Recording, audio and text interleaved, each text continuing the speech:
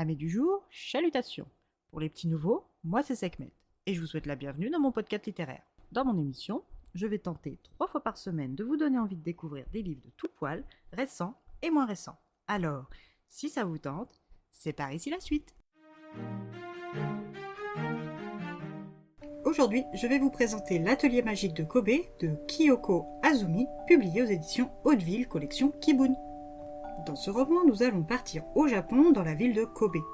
C'est là que se trouve l'atelier Medico Penna, l'atelier magique de Kobe. Le slogan de cette boutique, les stylos plumes ont le pouvoir de changer des vies, pourquoi pas la vôtre. Avec un tel teasing, c'est étonnant que cet atelier ne soit pas connu de tous et soit encore assez confidentiel. Mais il faut reconnaître que l'époque n'est plus tellement tournée vers l'écriture manuscrite et l'achat de stylos plumes ne s'adresse plus à un aussi large public. De plus, la boutique est cachée dans une petite rue à peine assez large pour laisser passer une voiture.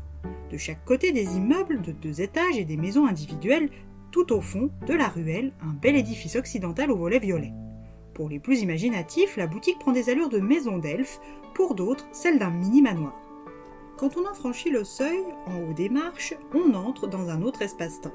Une effluve de nostalgie, faite d'odeurs de rideaux poussiéreux et de bibliothèques scolaires, nous chatouille le nez, et les yeux ne savent plus que regarder entre le secrétaire ancien bardé de tiroirs, les meubles eux aussi anciens remplis de nécessaires d'écriture et de correspondance, et l'homme en blouse grise assis derrière son bureau qui doit très sûrement être le gérant.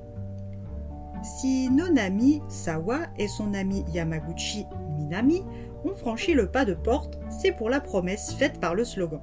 Toutes les 2 étudiantes, à la faculté de droit de l'Université générale du Kansai, elles peinent à trouver un travail comme elles sont supposées le faire à 6 mois de leur certification. Les autres élèves ont presque tous des offres de pré-embauche, mais Sawa et Minami, non. Minami est corbéenne et aurait préféré faire ses études loin de sa ville, à Osaka ou à Kyoto. Mais là non plus, elle n'a pas été prise. Sa scolarité s'est ensuite déroulée sans trop grand-chose à en dire, mis à part son isolement social. Elle espère que la modification de ses stylos plumes, bon marché, va lui changer la vie et lui permettre d'être embauchée rapidement. Sawa est de son côté entrée dans cette université par choix, même si elle ne tient pas particulièrement à sa filière. Son objectif premier était de fuir son foyer et surtout sa mère possessive, castratrice et omniprésente. Tout comme Minami, sa vie sociale est d'un calme monastique et son manque d'assurance ne l'aide pas durant ses entretiens. Après avoir attendu que M. Fuyuki Toma, le patron de la boutique, s'occupe d'elle, elles se sont faites la remarque qu'il n'y avait pas de présentoir ni de vitrine de stylo plume accessible. Installée face à l'expert, Minami dépose son stylo plume sur le plateau de présentation comme on renverse un seau d'eau par une fenêtre. Ce qui ne manque pas de surprendre Thomas. Des conseils et une réparation plus tard, et c'est au tour de Sawa. Son stylo plume à elle est un très bel objet que son père avocat a choisi pour elle pour son entrée en fac de droit. Elle ne s'en est jamais servie tant ses relations avec ses parents sont compliquées.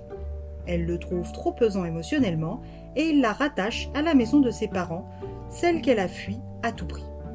Les conseils que lui donne Thomas la mettent en colère plus qu'il ne l'aide et elle pressent l'échec du changement de vie. De son côté, Minami a vu sa chance tourner avec une bonne promesse d'embauche. Sawa est un peu jalouse d'être encore sur la touche, mais essaye d'être contente pour son amie. Elle continue de se rendre à des réunions d'information, des entretiens pour invariablement recevoir des lettres ou des mails de refus stéréotypés. Un jour, Minami, qui continue de fréquenter le Medico Penna, y emmène son amie démoralisée par l'échec. La boutique cherche quelqu'un pour un mi-temps. Sawa se dit que pour compléter son CV et éviter de devoir rentrer chez elle avouer son échec, tout est bon à prendre. Depuis qu'elle travaille à l'atelier de réparation et de vente de stylos plumes, Sawa découvre un monde entier et complexe qu'elle ne connaissait pas. Elle va y rencontrer des collectionneurs plus ou moins compulsifs, des âmes perdues, des acheteurs d'un jour, des curieux, ainsi que des habitués et des femmes et des hommes qui, comme elle, se cherchent. C'est durant les 6 mois que son emploi va durer qu'elle va rencontrer Ashiguchi Hiroko, Madame Katsuragi, Madame Tawada, Monsieur Namiki, et qu'elle va chercher sa voie, celle qui changera sa vie comme le slogan de l'atelier magique de Kobe le prédit. Alors si vous voulez rencontrer ses clients en demande et connaître la réponse aux questionnements de Sawa, à vos romans.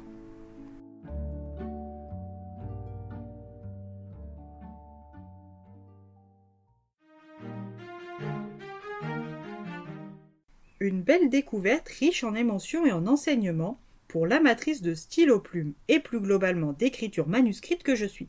Le rythme doux, l'ambiance chaleureuse et les personnages attachants rendent ce livre difficile à quitter. Et bien voilà, j'en ai fini pour aujourd'hui. J'espère que cet épisode vous aura plu et vous aura donné des nouvelles idées de lecture. Si vous souhaitez découvrir d'autres petits bonbons littéraires tout droit sortis de ma bibliothèque, je vous retrouve le jeudi 11 juin prochain pour un nouvel épisode.